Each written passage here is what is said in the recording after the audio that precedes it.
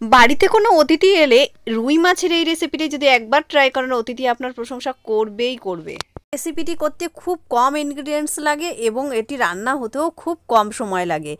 প্রথমে আমি এখানে দেখো 4 পিস মতো মাছ নিয়ে নিয়েছি। এটাকে 1 চামচ মতো লবণ দিয়ে আর এখানে 1 চামচ হলুদ দিয়ে মাছগুলোর গায়ে খুব ভালো করে মাখিয়ে এটাকে রেখে দেব।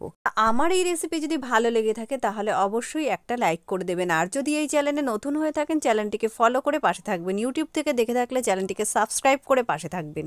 মাছগুলোতে খুব ভালো করে এইভাবে নুন হলুদটা মাখানো হয়ে গেলে এটাকে রেখে দেব।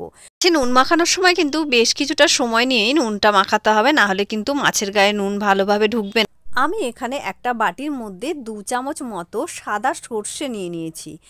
আর এখানে আমি আরও 2 চামচ মতো পোস্ত এখানে অ্যাড করে দিচ্ছি। আর এটাকে আমি একটুখানি জল দিয়ে বেশ কিছুক্ষণ ভিজিয়ে রাখবো। তারপর একটা ছেঁকনি দিয়ে ছেঁকে নিয়ে তারপর এটাকে আমি একটা মিহি পেস্ট তৈরি করে নেব। এই রেসিপিটি করতে তেমন কোনো ইনগ্রিডিয়েন্টস লাগে না। দেখো, একটুখানি টমেটো কুচি আর এখানে 2 চামচ মতো আদা বাটা নিয়ে নিয়েছি। আর এখানে সর্ষে পোস্তটা আমার পেস্ট করা হয়ে গেছে। এখন আমি কড়াইটা খুব ভালো করে গরম করে নিয়েছি। খুব অল্প পরিমাণে এখানে সর্ষের তেল অ্যাড করেছি। এইবার মাছগুলোকে দিয়ে ভেজে নেব। তো এখানে প্রথমে গ্যাসটা খুবই আমার বাড়ানো ছিল, তার জন্য এতটা ধোঁয়া বেরোচ্ছে।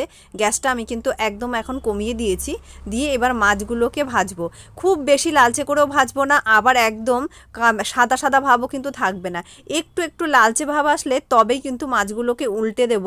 তো দুটো পিঠ এইভাবে উল্টে দিলাম। দুটো দিকেই একটু একটু লালচে ভাব আসলে তবেই মাছগুলোকে ভেজে তুলে নেব অন্য একটি পাত্রের মধ্যে। এবার এই তেলের মধ্যে আমি একটুখানি গোটা জিরে ফোড়ন দিয়ে দিলাম। গোটা জিরেটা একটু ভাজা হতে এর মধ্যে দিয়ে দিলাম ওই আদা বাটাটা। আদা বাটাটা দিয়ে আমি বেশ কিছুক্ষণ কিন্তু ভাজতে থাকবো। আদা বাটা যখন একটা সোনালি কালারের ভাব চলে আসবে তখন আমি এর মধ্যে 1 চামচ মতো হলুদ গুঁড়ো দিয়ে দেব। 1 চামচ হলুদ গুঁড়ো, 1 চামচ লঙ্কার গুঁড়ো আর 1 চামচ দিয়ে দেব জিরের গুঁড়ো। সমস্ত গুঁড়ো মশলা দেওয়া হয়ে গেলে বেশ কিছুক্ষণ এটাকে নেড়ে চেড়ে ভেজে নেব। মানে 3 থেকে 4 মিনিট মতো আমি এই মশলাটাকে খুন্তি দিয়ে নেড়ে চেড়ে মিশিয়ে নিয়েছি এইভাবে। আর একটা সুন্দর কালার কিন্তু এসে গেছে। এবারে আমি একটা টমেটো কুচি করে নিয়েছি, সেটাকে দিয়ে এখন কিন্তু আমি একদমই হাই আঁচে করে দিয়েছি। একটুখানি লবণ এখানে অ্যাড করে দিলাম। এবার কন্টিনিউ এখানে মাঝারি আঁচে দিয়ে আমি এটাকে ভাজতে থাকবো।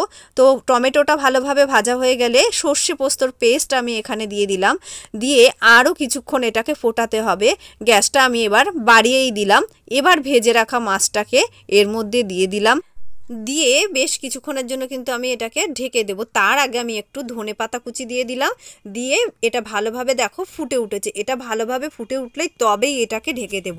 ঢেকে দিয়ে 5 মিনিট মতো হাই আঁচে রাখলেই কিন্তু সর্ষে পোস্তর এই রুই মাছের রেসিপিটি সম্পূর্ণ রেডি হয়ে যাবে।